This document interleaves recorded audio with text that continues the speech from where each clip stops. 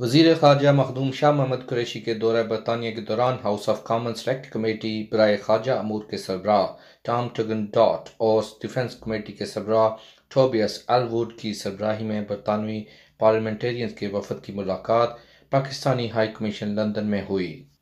وزیر خارجہ نے برطانوی پارلیمانی وفد کا خیر مقدم کیا اور برطانوی پارلیمنٹیرینز کو افغانستان کی ابھرتی ہوئی صورتحال کے بارے میں پاکستان کے نقطۂ نظر سے آگاہ کرتے ہوئے کہا کہ وہ افغانستان کے حوالے سے پاکستان اور برطانیہ کی سوچ میں ہم آہنگی پائی جاتی ہے۔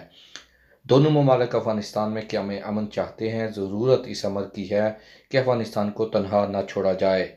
عالمی برادری افغانوں کو انسانی بحران سے بچانے کے لیے آگے بڑھے۔ افغانستان میں عدم استحکام سے افغان مہاجرین کی جلگہ سمیت کئی مسائل سر اٹھائیں گے۔ ہمیں آج حقیقت پسندانہ سوچ کا مظاہرہ کرنا ہوگا۔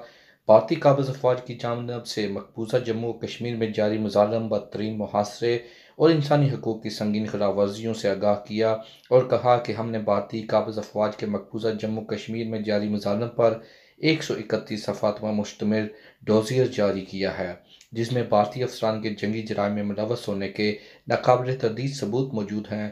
ہم نے ٹھوس شواہد دنیا کے سامنے رکھ دیے ہیں تاکہ وہ خود ان حقائق کو جانچ سکیں۔ پاک برطانیہ تعلقات پر روشنی ڈالتے ہوئے وزیر خارجہ نے کہا کہ برطانیہ اور پاکستان انتہائی قریبی دوست اور دیرینہ شراکت کار ہیں۔